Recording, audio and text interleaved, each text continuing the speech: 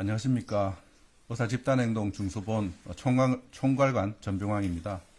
3월 28일 중수본 브리핑을 시작하겠습니다.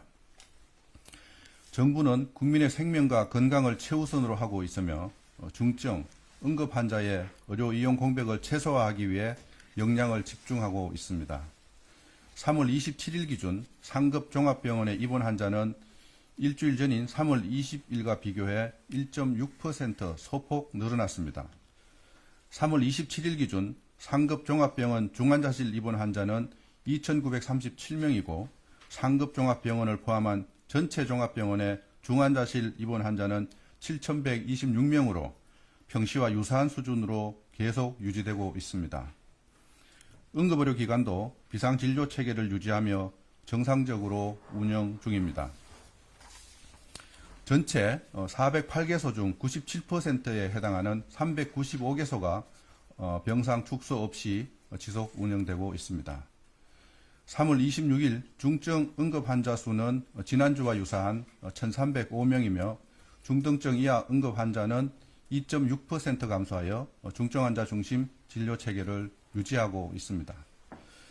공공의료기관과 군병원 응급실도 큰 변동 없이 안정적으로 운영되고 있습니다. 다만 비상진료 체계가 한 달 이상 지속되면서 현장 의료진의 피로감이 증가하고 있으며 일부 병원에서는 비상경영 체계를 운영하고 있습니다. 정부는 비상진료 체계를 더욱 강고히 유지하되 중증, 응급환자 진료에 문제가 없도록 응급의료기관의 배후진료 역량 변화 등을 지속 예의주시하겠습니다. 어제 국무총리께서는 대전 충남대학교 병원을 방문하여 비상진료 체계를 점검하고 현장의 의료진과 병원 관계자를 격려하였습니다. 그리고 전국 국립대병원 중 최초로 지정된 권역 임상교육훈련센터의 건립 상황을 점검하며 전공의 수련 환경을 개선하기 위한 정부의 정책 의지를 다시 한번 강조하셨습니다. 오늘 오후 국무총리께서는 한국 희귀난치성 질환 연합회를 방문합니다. 현장 방문을 통해 의사 집단 행동 장기화로 인한 환자 단체의 애로사항을 청취하고 중증 환자 진료 강화를 위한 지원 방안을 논의할 예정입니다. 정부는 전공의 수준 내실화와 처우 개선을 통해 전공의가 역량 있는 전문의로 성장할 수 있도록 지원하겠습니다. 어제 정부는 내년부터 전폭적인 지원이 이루어질 5대 재정사업을 발표했고 전공의 수련에 대한 지원을 대폭 강화하기로 했습니다. 이와 함께 전공의 처우 개선을 위한 제도 개선도 속도감 있게 추진하겠습니다. 우선 전공의의 과중한 근무 시간을 단축하겠습니다. 지난 2월 전공의의 수련 환경 개선 및 지위 향상을 위한 법률을 개정하여 총 수련 기간은 주 80시간, 연속 근무 시간은 36시간 범위 내에서 보건복지부령으로 정할 수 있도록 하였습니다. 2026년 2월 이 법이 시행되지만 올해 5월부터 전공의 연속 근무 시간 단축 시범 사업을 실시하겠습니다. 참여 병원에는 사업 운영을 위한 다양한 정책적 지원을 하고 2025년 전공의 정원 배정 등의 인센티브도 제공할 계획입니다.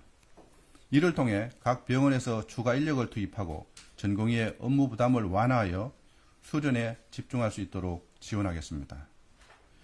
1년간의 시범사업 결과를 평가하여 전공의 연속 근무시간 단축을 조속히 제도화하고 전체 수련병원으로 확대해 나가겠습니다.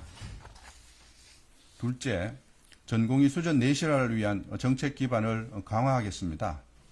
먼저 전공의법 제15조에 따라 전공의 관련 정책과 제도를 심의하는 수련환경평가위원회에 전공의 위원 참여를 확대하겠습니다.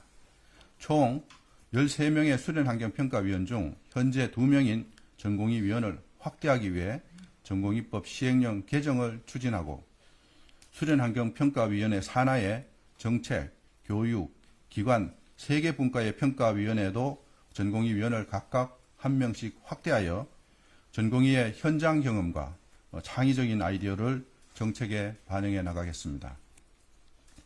아울러 올해 6월부터는 전공의의 종합적 수련 환경 파악을 위한 실태조사도 실시하겠습니다. 셋째, 전공의 수준 교육에 필요한 비용 지원을 강화하겠습니다.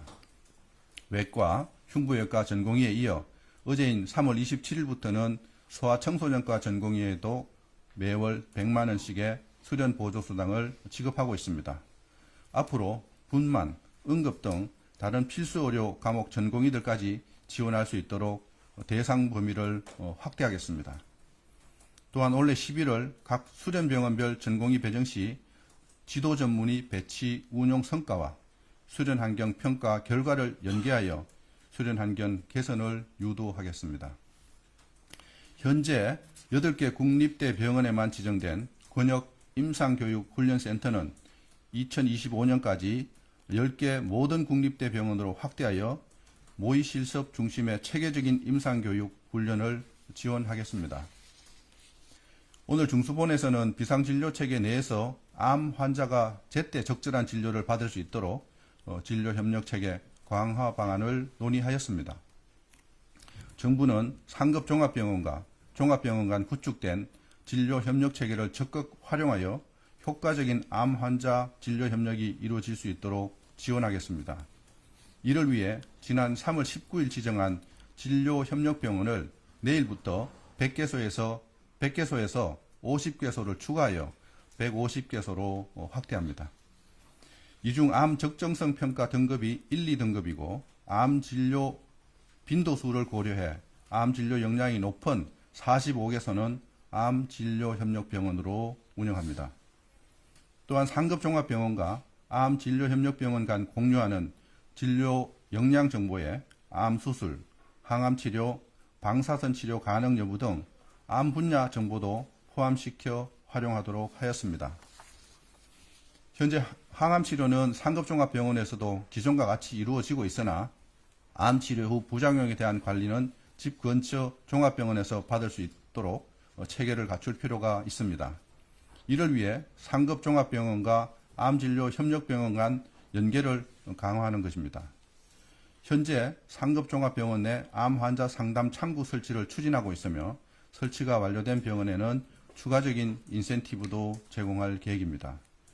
아울러 정부는 암 진료가 가능한 병원을 국민들에게 적극 안내하겠습니다.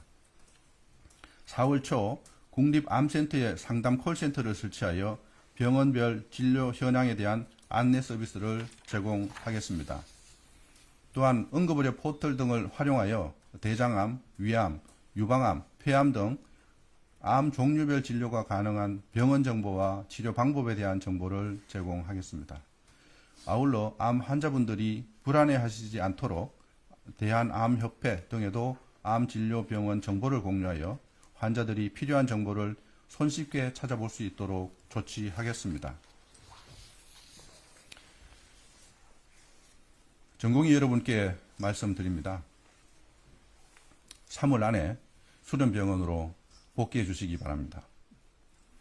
원래 인턴으로 합격한 분들의 경우 4월 2일까지 수련환경평가위원회에 임용 등록할 것을 안내한 바가 있습니다.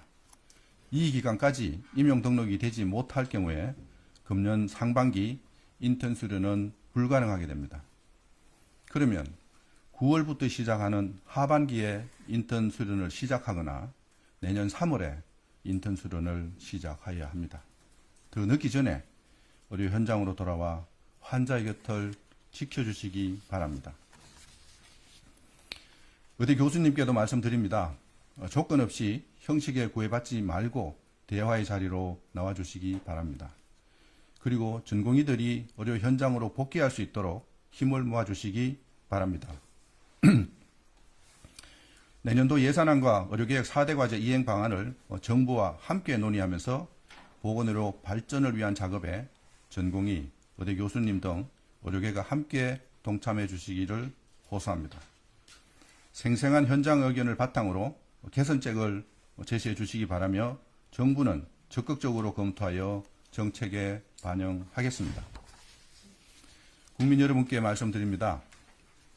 정부가 27년 만에 2,000명 의대 정원을 확정하고 의료개혁을 뚝심 있게 추진할 수 있는 것은 국민들께서 정부를 믿고 지지해주고 계시기 때문입니다. 정부는 이미 국민께 약속한 의료개혁을 흔들림 없이 완수할 것입니다. 특정 직역의 반대에 밀려 후퇴하지 않을 것이며 이해관계에 따라 좌고우면하지 않겠습니다.